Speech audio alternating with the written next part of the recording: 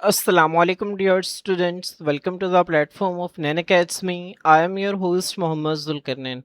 तो स्टूडेंट्स आज के इस वीडियो के अंदर हम 10th क्लास बायोलॉजी जो हमारी न्यू बुक है इसके chapter number 2 human respiratory system. Students आज हम इसका 6th लेक्चर स्टार्ट करेंगे जिसके अंदर हम लास्ट 2 रेस्पिरेटरी डिसऑर्डर्स को जो है वो कवर करेंगे। स्टूडेंट्स मैंने आपको बताया कि हमारी इस बुक के अंदर 5 रेस्पिरेटरी डिसऑर्डर्स का जिक्र है जिसमें सबसे पहले जो है वो हमने ब्रोंकाइटिस को कवर किया। उसके बाद स्टूडेंट्स हमने नेक्स्ट जो है वो एम्फीसीमा को कवर किया। उसके बाद स्टूडेंट्स हमने नेक्स्ट नमूनिया जो है इसको डिटेल से स्टडी किया। तो स्टूडेंट्स आज के इस लेक्चर के अंदर हमारा जो मेन फोकस होगा वो अस्थमा के ऊपर होगा और उसी के साथ जो है वो हम लंग्स कैंसर को जो है वो डिटेल से देखेंगे। इससे पहले हम ब्रोंकाइटिस, एम्फीसीमा और नमूनिया जो है इन तीनों को जो है वो हम डिटेल से कवर कर चुके हैं। तो स्टूडेंट्स इससे पहले कि हम अस्थमा और लंग कैंसर को स्टार्ट करें, आप यहाँ से जो है मेरी आपसे रिक्वेस्ट है कि आप यहाँ से ब्रोंकाइटिस, एम्फीसीमा और नमूनिया जो है इसकी एक ब्रीफ सी समरी जो है आप इसको रिवाइज कर लें ताकि आप लोगों को उन डिसऑर्डर्स के कॉजेज का, सिम्टम्स का और ट्रीटमेंट जो है उसका आइडिया हो जाए और आप लोगों ने इनको एक दूसरे के साथ जो है वो मिक्स हरगिज नहीं करना। तो स्टूडेंट्स आए हम जो है वो बाकायदा अस्थमा को स्टार्ट करते हैं। स्टूडेंट्स अस्थमा जो है इसको उर्दू में दमा कहा जाता है। क्या कहा जाता है स्टूडेंट्स? इसको उर्दू में दमा की बीमारी कहा जाता है, इस तरह से इसको लिखा जाता है। अब ये जो अस्थमा है ना स्टूडेंट्स, उसके हवाले से ये लाइंस आपकी बुक में नहीं लिखी हुई लेकिन आपने इसको याद रखना है कि जो अस्थमा है ये एलर्जी की एक शक्ल है। Asthma is a form of allergy. Asthma allergy की एक शक्ल है। अब बच्चों एलर्जी क्या होता है ये मैंने आपको डिसऑर्डर्स ऑफ डाइजेस्टिव सिस्टम में भी बताया था। स्टूडेंट्स एलर्जी जो है ये एक ऐसी हालत है जिसमें जिस्म का मुदाफ़ियती निज़ाम से मुराद इम्यून सिस्टम जो है वो किसी बेज़रर चीज़ कहते हैं कि अनहार्म्ड थिंग, किसी गैर नुकसानदेह चीज़ के ख़िलाफ़ जो है वो कोई गैर मामूली रद्द-ए-अमल जो है वो ज़ाहिर करता है। मतलब एक ऐसी चीज़ जो कि हमारी बॉडी के लिए बिल्कुल भी नुकसानदेह नहीं है।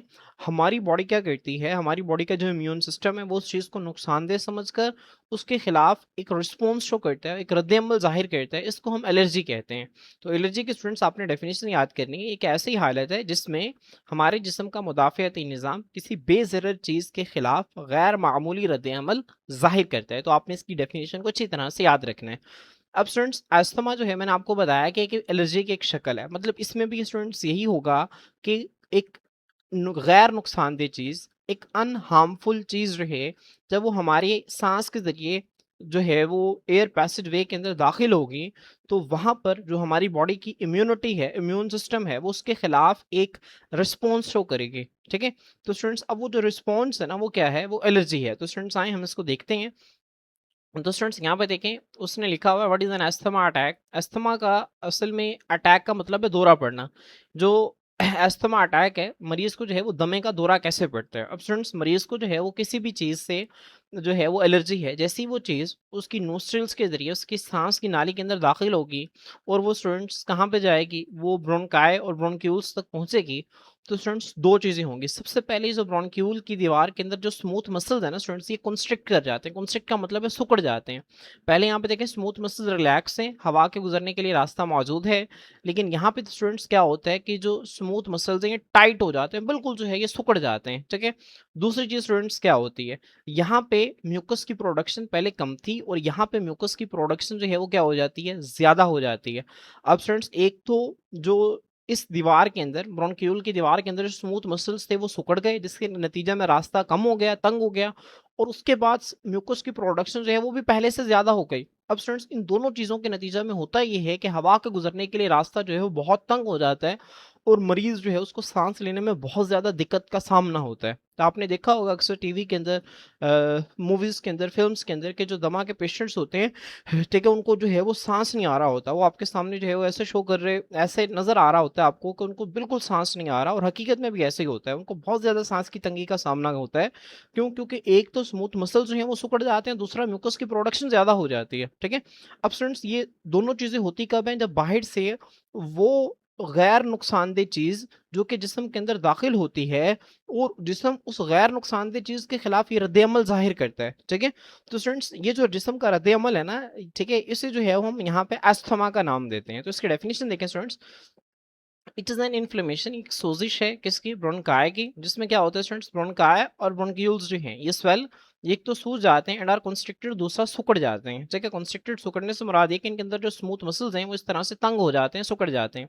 तो ये ब्रोंकाई की स्टूडेंट्स एक ऐसी सोजिश है जिसमें ब्रोंकाई और ब्रोंक्यूल्स जो हैं स्टूडेंट्स, एक तो इनकी स्वेलिंग हो जाती है। स्वेलिंग से मुराद ये है कि उनके अंदर जो है वो म्यूकस के सेल्स ज़्यादा हो जाते हैं, म्यूकस की प्रोडक्शन ज़्यादा हो जाएगी, वहाँ पे जो है वो वाइट ब्लड सेल्स जो हैं वो बाहर आ जाएंगे, वहाँ पे फ्लूइड आ जाएगा। ठीक है, वहाँ पे आपको रेडनेस मिलेगी, पेन मिलेगी, वो सारी इन्फ्लेमेशन की चीज़ें जो मैंने आपको पहले बता दी वो सारी आपको यहाँ पे मिलेंगी।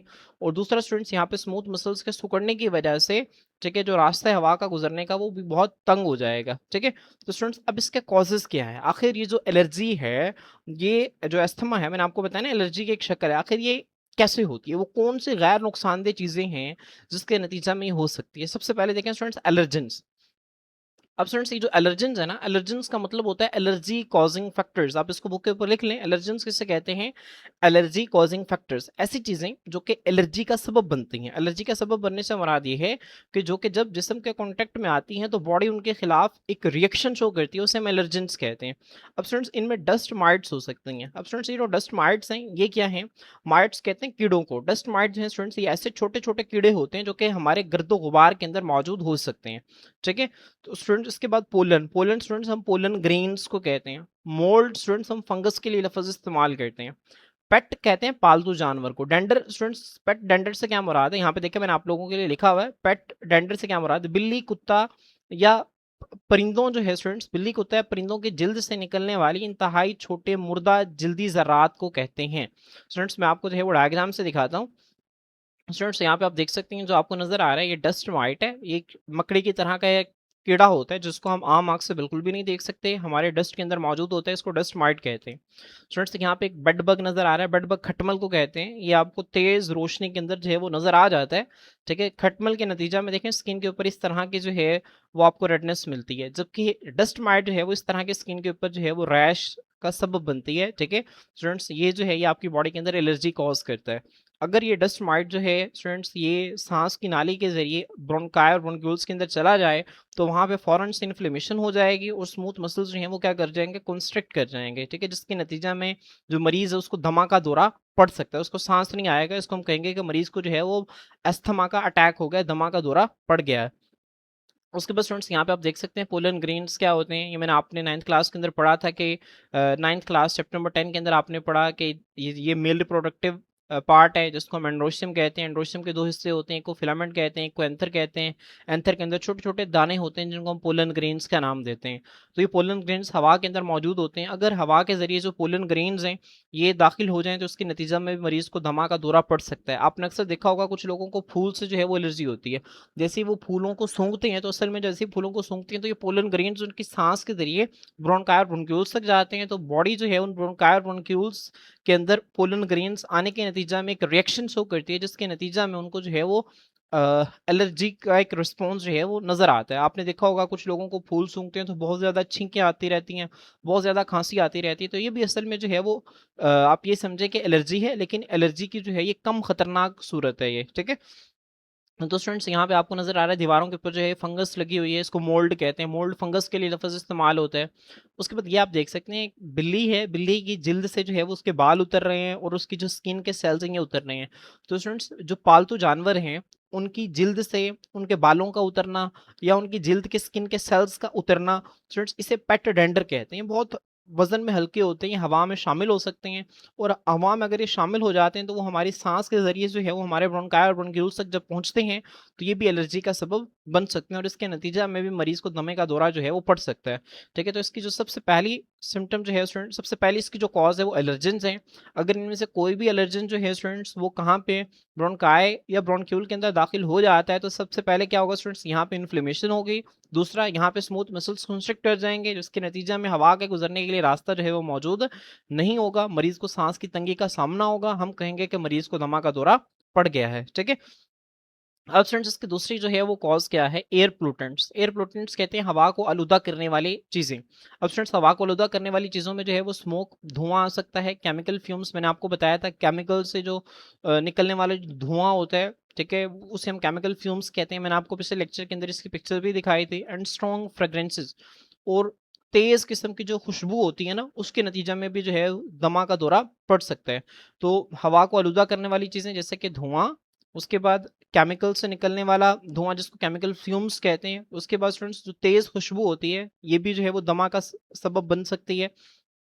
उसके बाद वेदर चेंजेस, मौसमियाती तब्दीलियाँ।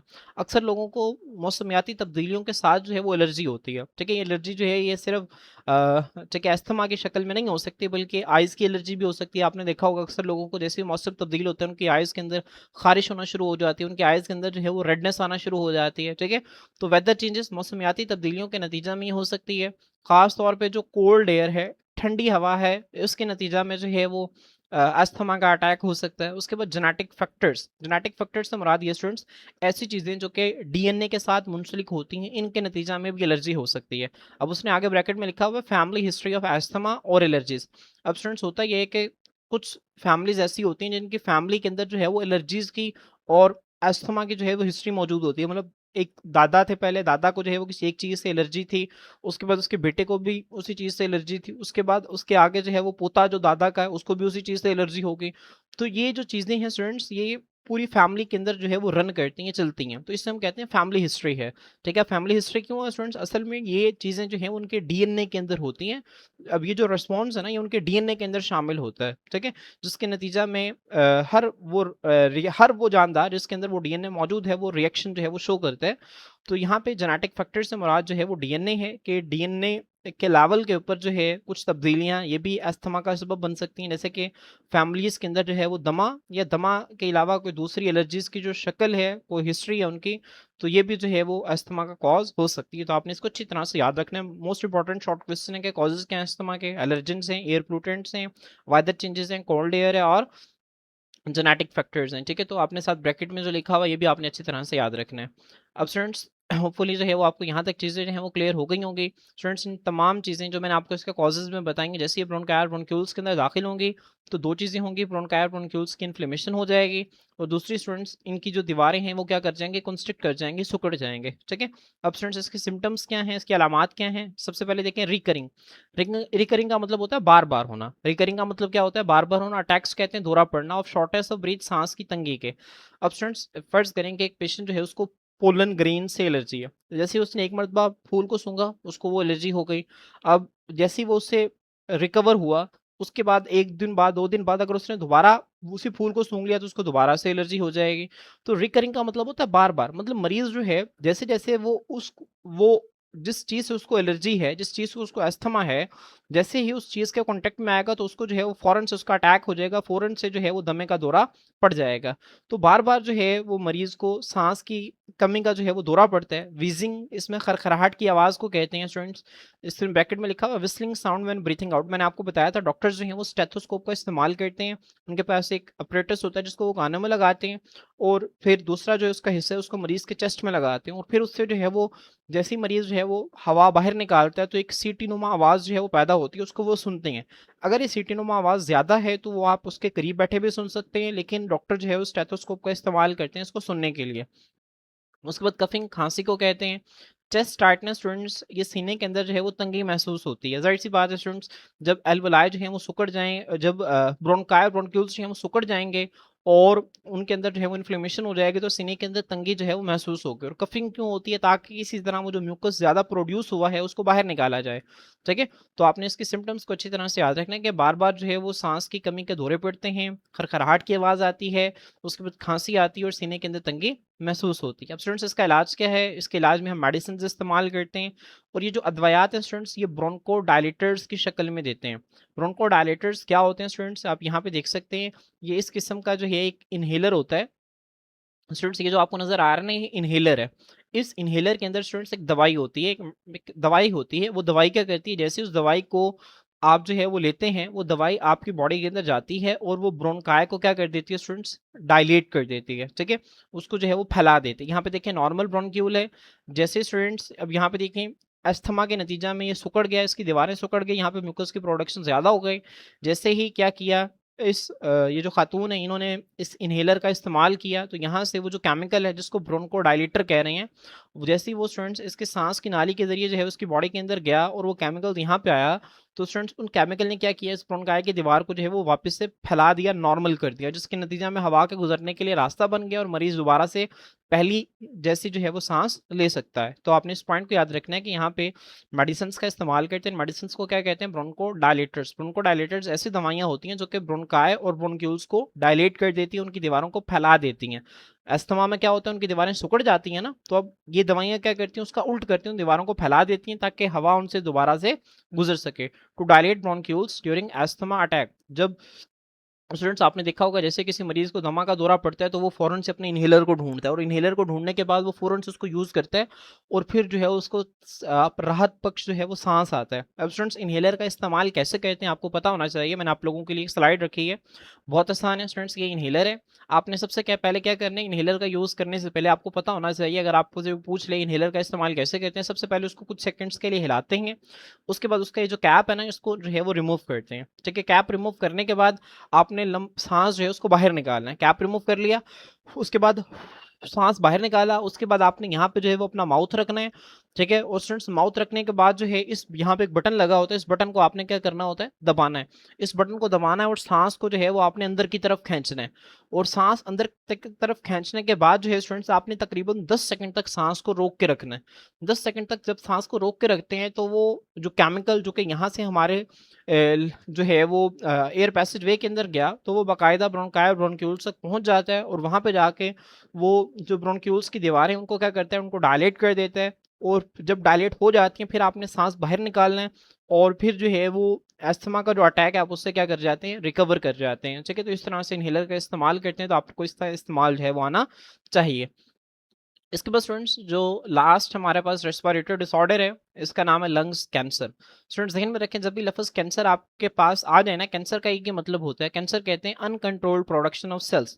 हमारे जिस्म के किसी भी हिस्से में जब सेल्स की बेकाबू तकसीम हो जाती है तो इसको हम कैंसर कहते हैं।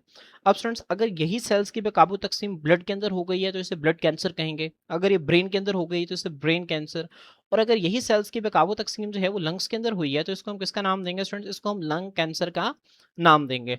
स्टूडेंट्स आपने 9th क्लास के अंदर पढ़ा कि माइटोसिस के जब आपने एरर्स पढ़े थे ना, माइटोसिस क्या होता है स्टूडेंट्स, एक ऐसा अमल है जिसके जरिए सेल जो है वो तकसीम करता है। आपने पढ़ा था कि एक सेल जो है ना, एक सेल जो है उस सेल के अंदर न्यूक्लियस होते हैं, न्यूक्लियस के अंदर जो है उसका क्या होता है, डीएनए मौजूद होता है, ऐसे ही स्टूडेंट। अब स्टूडेंट्स इस डीएनए के अंदर जो है ना वो इन्फॉर्मेशन होती है, मालूमात होती है। इसके अंदर ये इन्फॉर्मेशन होती है कि एक सेल ने कितनी मरतबा तकसीम करना है। अब अगर स्टूडेंट्स इस डीएनए के अंदर कोई खराबी आ जाए, कोई तब्दीली आ जाए, तो इस सेल को पता ही नहीं होता कि इसने तक कितनी मर्तबा जो है वो तकसीम करना है। अब स्टूडेंट जब इस सेल को पता ही नहीं चलता तो ये मुसलसल तकसीम करता रहता है, करता रहता है, करता रहता है, और होता ये है स्टूडेंट्स कि इतनी ज़्यादा मिकदार के अंदर सेल्स बन जाते हैं कि वो बॉडी के किसी काम के नहीं होते, उनको हम कहते हैं नॉन फंक्शनल सेल्स। फिर वो जो नॉन फंक्शनल सेल्स है ना स्टूडेंट्स, वो आपस में इकट्ठे होते हैं और इकट्ठे होकर वो ट्यूमर बनाते हैं। और स्टूडेंट्स अगर एक ट्यूमर बने और वो अपनी जगह पे रहे उसको हम बिनाइन ट्यूमर का नाम देते थे, लेकिन अगर उसी के कुछ सेल्स जो हैं वो जिस्म के बाकी हिस्सों के अंदर मुंतकिल होना शुरू कर दें तो इसे हम मैलिग्नेंट ट्यूमर कहते हैं। और मैलिग्नेंट ट्यूमर ही जो है असल में क्या करता है, ये कैंसर का कॉज बनता है, ये कैंसर को स्प्रेड करता है। ठीक है, तो यहाँ पे स्टूडेंट्स हम जिस ट्यूमर की बात करेंगे वो मैलिग्नेंट ट्यूमर है। मैलिग्नेंट ट्यूमर का लफ्ज आपकी बुक में नहीं लिखा हुआ, लेकिन आपको पता होना चाहिए कि सेल्स के बेकाबू तकसीम के नतीजा में ऐसा ट्यूमर बने जिसके सेल्स बाकी जिस्म के हिस्सों तक फैल सकें, उसको मैलिग्नेंट ट्यूमर कहते हैं, और यही कैंसर का सबब बनता है। तो स्टूडेंट्स ये नॉर्मल लंग आपके सामने देख सकते हैं, और इस लंग के अंदर जो है वो सेल्स की बेकाबू तकसीम हुई हुई है, और यहाँ पे जो है वो लंग कैंसर मौजूद है। तो स्टूडेंट्स अब इसकी डेफिनेशन देखें। सबसे पहले कैंसर मींस, कैंसर का मतलब क्या है, अनकंट्रोल्ड, बेकाबू, इंक्रीज, इजाफा in the number of cells, cells की तादाद में, यानी पार्ट ऑफ द बॉडी, जिस्म के किसी हिस्से में, जिस्म के किसी भी हिस्से में सेल्स की बेकाबू तकसीम हो तो उसके अंदर जब इजाफा आता है तो उसको हम कैंसर कहते हैं। और स्टूडेंट जब यही चीज जो है वो लंग्स के अंदर हो गई तो इसे हम लंग कैंसर कहेंगे। तो यहाँ पे देखें, when the message of, message का मतलब होता है हजूम, बहुत ज्यादा, तो बहुत ज्यादा non functional cells are form बनते हैं लंग्स के अंदर, it is called lung cancer, तो इसे हम क्या कहेंगे, लंग कैंसर कहेंगे। और स्टूडेंट्स आपकी बुक में लिखा हुआ है, it is the most common cancer in the whole world, पूरी दुनिया में जो सबसे कॉमन कैंसर है वो लंग कैंसर है। तो ये एक इंपॉर्टेंट एमसीक्यू, आपने उसको याद रखना है कि सबसे कॉमन कैंसर जो है वो पूरी दुनिया में कौन सा है, वो लंग्स कैंसर है। तो आप लोगों ने इस इंपॉर्टेंट एमसीक्यू को याद रखना है। अब स्टूडेंट्स लंग कैंसर जो है वो उसके कॉजेज कौन सी हैं, आखिर वो कौन सी चीज़ें हैं जो कि सेल के अंदर मौजूद डीएनए को चेंज करती हैं और सेल को जो है ये आप ये समझें कि फोर्स करती हैं कि वो तकसीम करता रहे करता रहे करता रहे और वो बहुत ज़्यादा मिकदार के अंदर नॉन फंक्शनल सेल्स बनाए। आखिर वो कौन कौन सी चीज़ें हैं? सबसे पहले स्टूडेंट्स यहाँ पे देखें कार्सिनोजेंस। कार्सिनोजेंस कहते हैं स्टूडेंट्स कैंसर कॉजिंग सब्सटेंसेस। जिस तरह एलर्जेंस कहते थे ना, एलर्जी कॉजिंग सब्सटेंसेस, एलर्जी फैलाने वाली चीज़ों को, एलर्जी का सबब बनने वाली चीज़ों को एलर्जेंस कहते हैं। इसी तरह कैंसर का सबब बनने वाली चीज़ों को कार्सिनोजेंस कहते हैं। कार्सिनोजेंस किसे कहते हैं? कैंसर का सबब बनने वाली चीज़ें। अब स्टूडेंट्स इसकी एग्जांपल में लिखा हुआ है such as those in tobacco smoke. तंबाकू के धुएं के अंदर स्टूडेंट्स 69 कार्सिनोजेंस होते हैं। ये हम नेक्स्ट लेक्चर के अंदर पढ़ेंगे। जो तंबाकू का धुआं है उसके अंदर 69 ऐसे केमिकल्स होते हैं जो कि हमारी बॉडी के अंदर कैंसर का सबब बनते हैं, जो कि हमारे सेल्स को फोर्स करते हैं कि वो मुसलसल क्या करते रहें, तकसीम करते रहें और वो कैंसर कॉज करें। ठीक है, तो ऐसे 69 केमिकल्स टोबैको स्मोक के अंदर मौजूद होते हैं। तो सबसे पहले इसका कॉज है कार्सिनोजेंस, कैंसर फैलाने वाले केमिकल्स, कैंसर फैलाने वाली चीजें। दूसरा इसका कॉज है आयोनाइजिंग रेडिएशंस। सो रेडिएशंस कहते हैं शुआओं को। आयोनाइजिंग का मतलब होता है आयन बनना। आयन आपको पता है क्या होता है? आयन कहते हैं कि ऐसा कोई भी ऐसा एटम जो कि जब इलेक्ट्रॉन गेन करे या लूज करे उसके ऊपर कोई चार्ज आ रहे तो इसे आयन कहते हैं। जैसे सोडियम जो है स्टूडेंट्स ये एक एटम है, लेकिन जब सोडियम से एक इलेक्ट्रॉन बाहर निकलता है तो इसके ऊपर क्या आ जाता है? पॉजिटिव चार्ज आ जाता है। तो ये क्या है? ये एक आयन है। तो स्टूडेंट्स अब सोडियम से सोडियम आयन का बनना, इसको आयोनाइजेशन कहते हैं। अब स्टूडेंट ये आयन कब बनेगा? जब इससे इलेक्ट्रॉन बाहर निकलेगा। अब इलेक्ट्रॉन कब बाहर निकलेगा स्टूडेंट? आप फर्ज करें कि जैसे ही इसके पास एक हाई एनर्जी वाली रेडिएशन आएगी, शो आएगी, वो इलेक्ट्रॉन के साथ टकराएगा, उसको बाहर निकाल देगी, तो ये क्या बन जाएगा? आयन बन जाएगा। तो आयोनाइजिंग रेडिएशन स्टूडेंट्स ऐसी शुआएं होती हैं जो कि एटम तक को मुतासिर करती हैं। और स्टूडेंट जब इतनी एनर्जी वाली रेडिएशन जो हैं, इतनी ज़्यादा एनर्जी वाली रेडिएशन सेल के अंदर मौजूद डीएनए के साथ टकराती हैं तो वो उसको चेंज कर देती हैं। और सेल के अंदर वो हिस्सा जिसने सेल को कंट्रोल करना है, तकसीम को कंट्रोल करना है, जब वो चेंज हो जाता है तो सेल मुसलसल तकसीम करता रहता है और उसके नतीजा में सेल के अंदर जो है मैसेज बन जाते हैं नॉन फंक्शनल सेल्स के, जिसको हम कैंसर कहते हैं। ठीक है, उसके बाद वायरल इन्फेक्शन। कुछ वायरसेस जो हैं वो उनका इन्फेक्शन के नतीजा में जो है वो भी कैंसर हो सकता है। उसके बाद है पैसिव स्मोकिंग। अब स्टूडेंट्स पैसिव स्मोकिंग जो है ये भी लंग कैंसर की जो है वो एक बड़ी वजह है। अब पैसिव स्मोकिंग क्या होती है स्टूडेंट्स, आए हम इस चीज को जो है वो समझते हैं। बहुत बहुत इंपॉर्टेंट शॉर्ट क्वेश्चन है, व्हाट इज पैसिव स्मोकिंग। तो आप लोगों ने इसको इसी तरह से लिखना है। पैसिव स्मोकिंग किसे कहते हैं स्टूडेंट्स? यहाँ पे देखें, आपको इस पिक्चर के अंदर नजर आ रहा है, ये शख्स जो है वो सिगरेट पी रहा है। अब स्टूडेंट्स ये शख्स सिगरेट पी रहा है, इसे एक्टिव स्मोकिंग कहते हैं। ठीक है, अब इस सिगरेट से धुआं निकल रहा है। अब स्टूडेंट्स ये जो धुआं है, ये उसके करीब बैठे जो उसके दो बच्चे हैं, ये इसी धुएं को जो है वो इनहेल कर रहे हैं। तो स्टूडेंट्स अब ये दो बच्चे जो है वो असल में सिगरेट नहीं पी रहे, लेकिन इसी सिगरेट से निकले हुए धुएं को दोनों अपने जिस्म के अंदर लेके जा रहे हैं। तो ये दोनों बच्चे भी जो है वो तंबाकू नोशी कर रहे हैं, सिगरेट पी रहे हैं। इसको हम कहते हैं पैसिव स्मोकिंग। क्या कहते हैं students? Passive smoking. Passive smoking से क्या मुराद है, आए इसको रीड करें। स्टूडेंट वो कहते हैं द इनहेलेशन। इनहेलेशन का मतलब होता है सांस के जरिए अंदर लेके जाना, किसका? स्मोक, धुएं का। फ्रॉम अनदर स्मोकिंग, किसी दूसरे बंदे के सिगरेट पीने से उसके धुएं का सांस के जरिए अंदर लेके जाना, इसे पैसिव स्मोकिंग कहते हैं। पैसिव स्मोकिंग जो है स्टूडेंट्स ये भी लंग कैंसर की एक वजह है। अब स्टूडेंट्स पैसिव स्मोकिंग के बुरे असरात क्या हैं? ठीक है, आपने इस चीज को समझते हैं कि जो सिगरेट है ना स्टूडेंट्स, इसके आगे जो है वो फिल्टर लगा होता है। ठीक है, आप सिगरेट को देखें ना कभी, तो उसके अगला हिस्सा जो है वो यहाँ पे इस तरह से एक आगे वाला हिस्सा होता है कि इसका पीछे हिस्सा है, इसके अंदर जो है वो तंबाकू फिल होता है और यहाँ पे एक फिल्टर लगा होता है। अब स्टूडेंट्स यहाँ पे तंबाकू जल रहा होता है और यहाँ पे क्या करते हैं, ये जो स्मोकर है, सिगरेट पीने वाला शख्स है, तो यहाँ से धुएं को जो है वो खींचता है। तो काफी सारे केमिकल्स जो हैं उस फिल्टर के अंदर जो है वो रह जाते हैं और धुआं फिर उसके मुंह के अंदर जो है वो दाखिल होता है। और स्टूडेंट वो धुआं जो कि ये शख्स अपने मुंह से निकालता है, उसके अंदर इतने नुकसानदेह केमिकल्स नहीं होते जितने इस बर्निंग एंड से होते हैं। तो ये वाला जो एंड है ना, जो कि बर्निंग एंड है, यहाँ पे जो जब तंबाकू जलता है तो यहाँ से जो केमिकल्स निकलते हैं वो बहुत ज्यादा नुकसानदेह होते हैं बनिस्बत उस धुएं के जो कि ये शख्स अपने मुंह से खारिज करेगा। अब स्टूडेंट्स ये वाला धुआं इसके पास बैठे हुए लोग जो है वो क्या करते हैं, सांस के जरिए अपने जिस्म के अंदर लेके जाते हैं। तो इतने नुकसानदेह केमिकल्स इन शख्स की बॉडी, इन दोनों बच्चों की बॉडी के अंदर जब जाएंगे तो वो उनको नुकसान पहुंचाएंगे। तो इसी को स्टूडेंट्स हम पैसिव स्मोकिंग कहते हैं। ठीक है, तो वो कहते हैं the smoke from the burning upper burning portion. जो स्मोक है ना स्टूडेंट्स, ऊपर वाले बर्निंग पोर्शन से वो ज्यादा नुकसानदेह होता है than the smoke exhaled by the smoker. ठीक है, यहाँ पे देखें, ये जो अपर बर्निंग एंड है ना सिगरेट का, यहाँ से जो धुआं निकलता है वो ज्यादा नुकसानदेह है बनिस्बत उस धुएं के जो कि सिगरेट पीने वाला शख्स, तंबाकू नोशी करने वाला शख्स जो है वो मुंह के जरिए खारिज करता है, मुंह के जरिए बाहर निकालता है। ठीक है, उसके बाद स्टूडेंट्स एक बॉक्स के अंदर लिखा हुआ है non smokers who inhale the smoke of others. Students अब ये देखें, ये बच्चे जो हैं ये तो सिगरेट नहीं ना पी रहे, ये तो नॉन स्मोकर्स हैं, लेकिन ये क्या कर रहे हैं, किसी दूसरे शख्स की सिगरेट का धुआं अपने जिस्म के अंदर लेके जा रहे हैं। तो ऐसे नॉन स्मोकर्स जो कि इनहेल करते हैं किसी दूसरे शख्स के स्मोक को, किसी दूसरे शख्स के धुएं को, उनमें स्टूडेंट्स दिल की बीमारियां और लंग कैंसर के जो चांसेस हैं वो 30% ज्यादा हो जाते हैं, 30% ज्यादा हो जाते हैं। तो एक इंपॉर्टेंट एमसीक्यू जो है वो आपने याद रखना है। ठीक है, तो स्टूडेंट्स अगर आपसे पैसिव स्मोकिंग शॉर्ट क्वेश्चन के अंदर आ जाता है तो आपने इसी तरह से पैसिव स्मोकिंग को जो है वो अटेम्प्ट करना है। क्लियर? इसके बाद स्टूडेंट्स लंग कैंसर जो है इसके सिम्टम्स क्या हैं, इसकी अलामात क्या हैं। अब स्टूडेंट्स इसके जो सबसे कॉमन सिम्टम्स हैं वो आपके बुक में लिखी हुई हैं। शॉर्टनेस ऑफ ब्रीथ, मैंने आपको बताया कि एक ऐसे सिम्टम है जो कि आप हर रेस्पिरेटरी डिसऑर्डर के अंदर लिखेंगे। उसके बाद कफिंग, खांसी आना, और लंग कैंसर के हवाले से यूनिक जो करेक्टर है वो है coughing up with blood. Lung cancer के अंदर जो है वो खांसी के साथ खून आता है, और ये वो स्पेसिफिक सिम्टम है जो कि लंग कैंसर के लिए मखसूस है, आपने उसको याद रखना है। ठीक है, कफिंग अप विद ब्लड, खांसी के साथ जो है वो खून का आना। उसके बाद वेट लॉस, वजन में कमी। तो स्टूडेंट्स ये जो है ये भी किसी और रेस्पिरेटरी डिसऑर्डर में सिम्टम नहीं है, तो आपने इसको याद रखना है कि लंग कैंसर के अंदर जो है वो शॉर्टनेस ऑफ ब्रीथ है, कफिंग ऑफ ब्लड है, उसके बाद वेट लॉस है, वजन में कमी है। उसके बाद स्टूडेंट्स इसका ट्रीटमेंट क्या है। The patient of lung cancer is given one और मोर ट्रीटमेंट्स। अब लंग कैंसर का जो पेशेंट होता है स्टूडेंट्स, उसको उसकी हालत की बेस पे और उसके जो कैंसर है उसकी स्टेज की बेस पे उसको अलग अलग ट्रीटमेंट्स देते हैं। एक भी दे सकते हैं और ज्यादा ट्रीटमेंट्स भी उसको देख सकते हैं। यहाँ पे 3 ऑप्शन है। सबसे पहले है सर्जरी। अगर जो कैंसर है वो जिस्म के किसी मखसूस हिस्से के अंदर है तो उसको ऑपरेशन के जरिए उसको बाहर निकाल दिया जाए। ठीक है, सर्जरी के जरिए ऑप्शन अवेलेबल है। उसके बाद है कीमोथेरेपी। थेरेपी का मतलब होता है इलाज करना, कीमो का मतलब होता है केमिकल्स। कीमोथेरेपी से मुराद ये कि लंग कैंसर के मरीज को ऐसे केमिकल्स दिए जाते हैं, ऐसी दवाइयां दी जाती हैं जो कि कैंसरियस सेल्स को, जो कि कैंसर वाले सेल्स होते हैं ना, ठीक है, उनको क्या करती हैं, किल करती हैं, उनको मार देती हैं। और रेडिएशन थेरेपी से मुराद ये है कि स्टूडेंट्स रेडिएशन का, शुआओं का इस्तेमाल किया जाता है, और शुआओं का इस्तेमाल करते हुए कैंसर वाले सेल्स को किल किया जाता है, मार दिया जाता है।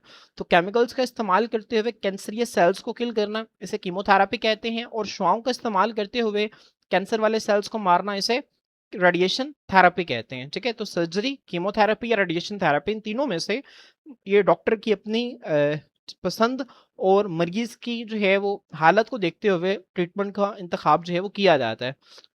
इसके बाद स्टूडेंट्स आपके बुक में साइड बॉक्स के अंदर इंफॉर्मेशन लिखी हुई है, वो कहता है लंग कैंसर जो है is the most frequently diagnosed cancer. Lung cancer जो है वो सबसे ज्यादा मर्तबा जो है वो तशखीस होने वाला कैंसर है ग्लोबली, सारी दुनिया में, accounting for 12.4% of all new cancer cases. तो स्टूडेंट्स ये दो इंपॉर्टेंट चीजें हैं, वो दुनिया में वो कौन सा कैंसर है जो कि सबसे ज्यादा मर्तबा तशखीस होती है जिसकी, वो है लंग कैंसर। और टोटल कैंसर के केसेस में से 12.4% जो है वो लंग कैंसर के केसेस जो है वो रिपोर्ट होते हैं। तो ये आपने एमसीक्यू याद रखना है कि सारी दुनिया में तकरीबन जो है वो जितने भी कैंसर के केसेस रिपोर्ट होते हैं उसमें 12.4% जो हैं वो लंग कैंसर के केसेस हैं। इन द वर्ल्ड, दुनिया में it's causes more than 1.5 million deaths annually. दुनिया में लंग कैंसर की वजह से एक साल में 15 लाख से ज्यादा अमवात होती हैं। तो ये तीसरा एमसीक्यू आपने याद रखना है। पाकिस्तान के अंदर स्टूडेंट्स लंग कैंसर जो है ये 5.1% of all new cancer cases. दुनिया के निस्बत देखें तो पाकिस्तान में इसकी रेशो जो है वो थोड़ी सी कम है। पाकिस्तान के अंदर जितने भी केसेस, कैंसर के केसेस रिपोर्ट होते हैं उसमें 5.1% जो है वो केसेस लंग कैंसर के होते हैं। और there are about 22,000 new lung cancer cases each year, और हर साल जो है वो 22,000 नए लंग कैंसर के केसेस रिपोर्ट होते हैं। तो ये जनरल एमसीक्यूज हैं, आप लोगों ने इनको याद रखना है। इसका जो सोर्स है वो वर्ल्ड हेल्थ ऑर्गेनाइजेशन, एक इदारा है जो कि पूरी दुनिया के अंदर जो है वो सेहत के हवाले से चीज़ों को कंट्रोल करता है। इसके बाद स्टूडेंट्स एक स्लाइड है जिसके अंदर आपको 500 डिजीज के कंपैरिजन मिल जाएगा। आप लोग यहाँ से इसको रीड कर सकते हैं, इसका स्क्रीनशॉट ले सकते हैं, और इसको जो है वो आप अच्छी तरह से याद कर सकते हैं। तो स्टूडेंट्स आप यहाँ से जो है वो इसका स्क्रीनशॉट ले लें ताकि आपको कंपैरिजन जो है करने में और इसको याद करने में ज़्यादा आसानी हो। तो स्टूडेंट्स होपफुली आपको यहाँ तक चीज़ें जो है वो अच्छी तरह से क्लियर हो गई होंगी। इंशाल्लाह स्टूडेंट्स नेक्स्ट लेक्चर के अंदर हम बैड इफेक्ट्स ऑफ स्मोकिंग को जो है वो कवर करेंगे। आज के लिए इतना ही, अल्लाह हाफिज़।